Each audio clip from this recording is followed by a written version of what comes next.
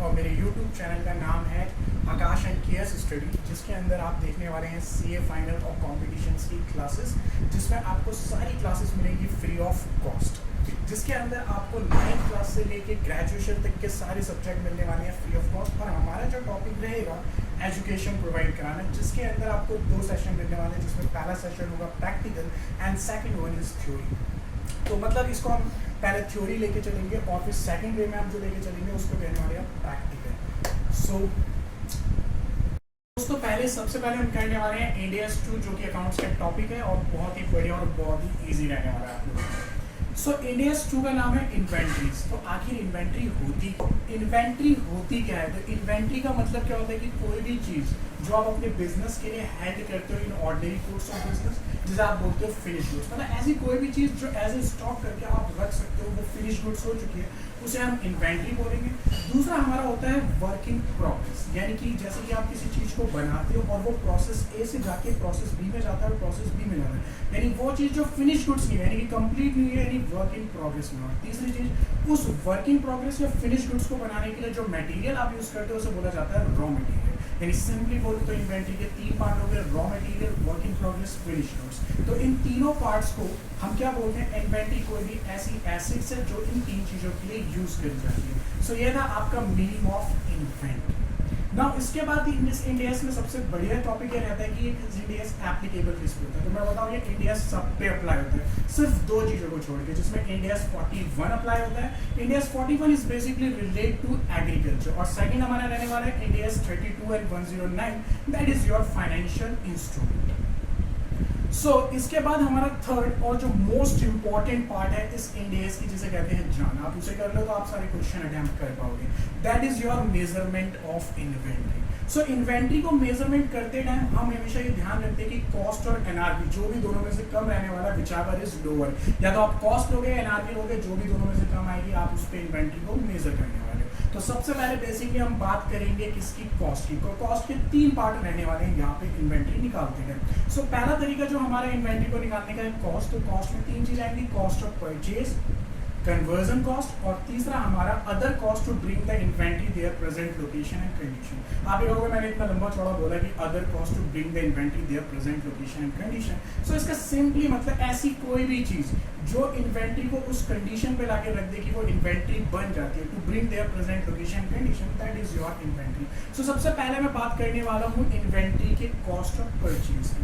Simply आप market में जाते हो, कोई भी चीज खरीदते हो, तो उस टाइम उसको खरीदते टाइम आप उसका जो परचेज प्राइस देते हो प्लस उस पर लगने वाली टैक्सेस या ड्यूटीज जो देते हो, लेकिन ध्यान रहे कि वो टैक्सेस या ड्यूटी रिकवर ना करी जा सकती हो टैक्स अथॉरिटी से। अगर वो रिकवर होती है तो वो उसका पार्ट नहीं रहेगी, और अगर आप उसे रिकवर नहीं कर सकते हो तो वो उसका पार्ट बनने वाली है। तीसरा, उस पर देने वाला ट्रांसपोर्ट कॉस्ट और उससे related other cost. Other cost वो जो उस फिनिश गुड से रिलेटेड है, जो सप्लायर बायर से वसूल करता है। और एक चीज ध्यान रखना, जो उसमें होने वाला ट्रेड डिस्काउंट होता है वो उसमें से एक्सक्लूड कर देता है। बड़ा सिंपल यार, आप सिंपली मार्केट में जाते हो, जब आप मार्केट में जाते हो और मार्केट में जाके कोई चीज खरीदते हो ना, तो उस पर सबसे पहले आपका परचेज प्राइस रहने वाला है। सो परचेज प्राइस, सबसे पहले आप क्या करोगे? Purchase price, taxes and duties, ठीक है। सो परचेज प्राइस बहुत ही सिंपल है। मैंने क्या बोला, आप गए, आपने कोई चीज खरीदी, सो सबसे पहले परचेज प्राइस, उस पर लगने वाला taxes and duty, transport cost और अदर कॉस्ट, लेकिन ट्रेड डिस्काउंट क्या होता है वो उसमें से एक्सक्लूड कर देता है। सो मैंने क्या बोला था, इन्वेंट्री निकालने की कॉस्ट क्या होती है? तो cost of purchase, cost of conversion और अदर कॉस्ट। अब मैं बात कर रहा हूँ, सो कॉस्ट ऑफ कन्वर्जन क्या होता है? तो किसी भी चीज को कन्वर्जन करने के लिए जो कॉस्ट आने वाली है, जिसमें आप अपना direct material, direct labour, overhead और अदर कॉस्ट। ओवरहेड लेते टाइम आप दोनों ओवरहेड को लेके चलोगे, फिक्स्ड और वेरिएबल, और इन्हें कैसे निकालना है, कैसे करना है, ये हम अपने प्रैक्टिकल सेक्शन में देखने वाले हैं, ठीक है। नाउ थर्ड कॉस्ट रहने वाली है other cost. So other cost निकालते टाइम आप वो सारी कॉस्ट लोगे जो इन्वेंट्री को there present location and condition में लाने के लिए लगाई जाती है, लेकिन आप उसमें से 4 कॉस्टों का एक्सक्लूड करोगे, जिसके अंदर 2A और 2S आने वाले हैं। ये 2A और 2S क्या है? एक टेक्निक है याद करने की, जिसमें 2A का मतलब होने वाला है एबनॉर्मल कॉस्ट और दूसरा होने वाला है एडमिनिस्ट्रेटिव कॉस्ट, और 2S का मतलब क्या है? स्टोरेज कॉस्ट और सेलिंग कॉस्ट, जिसको आप एक्सक्लूड करोगे, यानी इन्वेंट्री कॉस्ट में इंक्लूड नहीं करने वाले। सो सिंपली ये पहला तरीका था हमारा कॉस्ट ऑफ इन्वेंट्री निकालने का, कॉस्ट ऑफ परचेज, दूसरा हमारा कन्वर्जन और तीसरा डायरेक्ट कॉस्ट। इसके बाद हम करने वाले हैं दूसरा तरीका, जिसमें क्या होता है एलोकेशन ऑफ कॉस्ट। जब भी हम जॉइंट प्रोडक्ट या बाय प्रोडक्ट बनाते हैं, अब आप कहेंगे जॉइंट प्रोडक्ट या बाय प्रोडक्ट क्या होता है।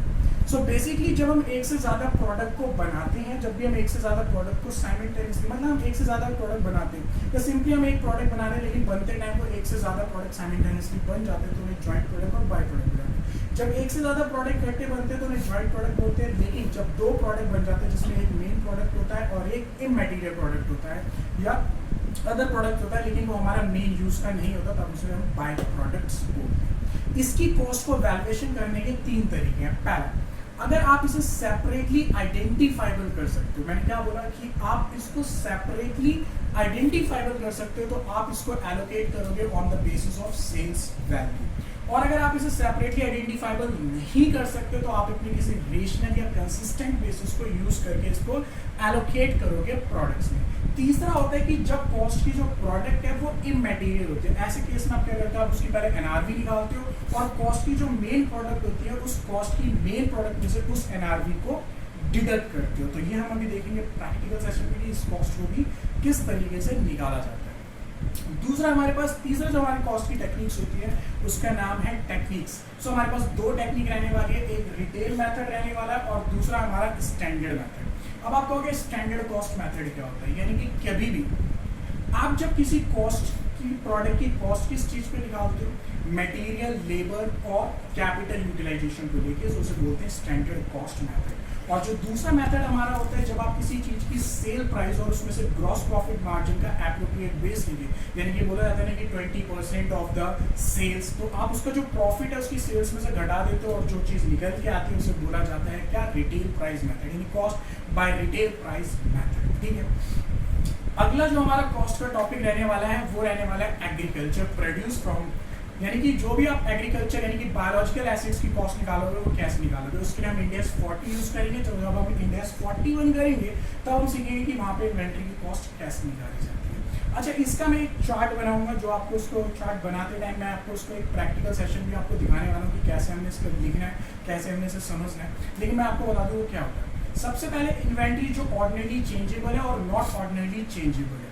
नॉट ऑर्डिनरी चेंजेबल में हम यूज करते हैं स्पेसिफिक आइडेंटिफिकेशन मेथड का, और ऑर्डिनरी चेंजेबल में नॉट ऑर्डिनरी चेंजेबल में हम यूज करते हैं हिस्टोरिकल कॉस्ट मेथड और non historical cost method. Historical cost method वही जो आप पहले यूज कर चुके हो, जिसमें आप काफी दक्ष हो। सबसे पहला फीफो लीफो हीफो, यानी first in first out, last in first out और हाईएस्ट इन फर्स्ट आउट, इसे बोला जाता है हिस्टोरिकल कॉस्ट मेथड। और दूसरा मेथड हमारा रहने वाला है नॉन हिस्टोरिकल कॉस्ट मेथड। अब आप कहोगे नॉन हिस्टोरिकल कॉस्ट मेथड क्या होता है, सो वही जो हमने अभी रीड कर लिया, क्या, स्टैंडर्ड कॉस्ट प्राइस मेथड और रिटेल कॉस्ट प्राइस मेथड। ठीक है, सो कॉस्ट से रिलेटेड मैंने आपको सारी चीज सिखा दी। सबसे पहले नॉर्मली मैंने बताया कि कॉस्ट कैसे निकलती है, दूसरा मैंने आपको बताया एलोकेशन ऑफ कॉस्ट कैसे किया जाता है, तीसरा एग्रीकल्चर से रिलेटेड, और चौथा मैंने आपको टेक्निक जो कि स्टैंडर्ड और रिटेल प्राइस मेथड की सिखाई। तो दूसरा मेथड अब जो हमारा था एनआरवी। एनआरवी का मतलब क्या होता है, नेट रिलीजेबल वैल्यू। जैसे कि आप कोई भी प्रोडक्ट ले सकते हो, आप उसे मार्केट में बेचते हो तो उसका प्राइस एस्टिमेट करते हो एक्चुअली में बेचा कितने का जा सकता है। सो उसका जो एस्टिमेटेड सेलिंग प्राइस होता है उसमें से आप दो चीज़ों को माइनस करते हो, क्या, एस्टिमेटेड कॉस्ट ऑफ कंप्यूटेशन और एस्टिमेटेड कॉस्ट ऑफ सेल्स। तो जो सेल प्राइस है उसमें से आप उसकी कॉस्ट ऑफ सेल, यानी कि जितने का सेल होने में कॉस्ट लगी है वो, और उसे कंप्लीट करने में जो कॉस्ट आई है उसमें से रिड्यूस करते हो, तो उसकी क्या निकल के आती है, एनआरवी निकल के आती है, उसे बोलते हैं नेट रिलीजेबल वैल्यू। सो हमने मेजरमेंट में सीखा कि अलग अलग तरीके से कॉस्ट निकाली जाती है और एनआरवी, और इन दोनों में से जो भी कॉस्ट हमारी लोअर होती है वो हमारी कॉस्ट रहने वाली है। इससे रिलेटेड बहुत सारे क्वेश्चन हम करेंगे इसमें प्रैक्टिकल सेशन में। ठीक है, नाउ इससे रिलेटेड अब तीसरा जो चौथा हमारा टॉपिक रहने वाला है वो है recognization as an expenses. Ind AS 2 की एक बहुत ही बढ़िया फीचर है जिसका नाम है रिकॉग्नाइज एज एन एक्सपेंसेस। क्या मैंने सही बोला, इन्वेंट्री बेशक आपकी एसेट्स है लेकिन हम उसे रिकॉग्नाइज कर सकते हैं सब्सिक्यूटली एज एन एक्सपेंसेस। जब भी आप इन्वेंट्री को बेचने जाते हो और जब आप इन्वेंट्री को बेचते हो ना, उससे मिलने वाली जो उसकी रिवेन्यू होती है और जो इन्वेंट्री को कॉस्ट डिटरमाइन करूँ, यानी रिलेटेड रिवेन्यू और उसकी जो कॉस्ट है, तब आप उस इन्वेंट्री की जो कॉस्ट होती है उसे कैसे रिकॉग्नाइज करते हैं, एज एन एक्सपेंसेस।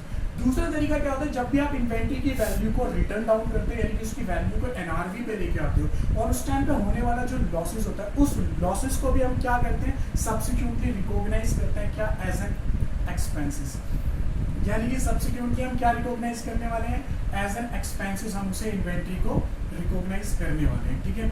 इसके बाद लास्ट टॉपिक हमारा रहने वाला है डिस्क्लोजर। सो डिस्क्लोजर में हम क्या करेंगे, सबसे पहले इन्वेंट्री में कौन सी पॉलिसीज लगती है, amount of carrying of inventory, ठीक है, उसकी कैरिंग कॉस्ट क्या रहने वाली है, फिर उसे कैसे P&L में रिकॉग्नाइज करेंगे और as a pledge, as a security. इसके बाद मैं एक और वीडियो उसमें डालने वाला हूँ जिसमें मैं आपको थॉरिटिकली यही चीज़ें जो मैंने आपको बताई हैं कि कैसे लिख के आप अपने नोट्स बना सकते हो ईजी तरीके से, जो आपको पेपर के टाइम पे काफ़ी मदद करने वाले हैं। और उसके बाद प्रैक्टिकल सेशन वो हम देखेंगे, डिपेंड करता है कि हमारे कितने क्वेश्चन हम कर पाते हैं और कितना, ठीक है, कितने क्वेश्चन हम अटैम्प्ट कर पाएंगे।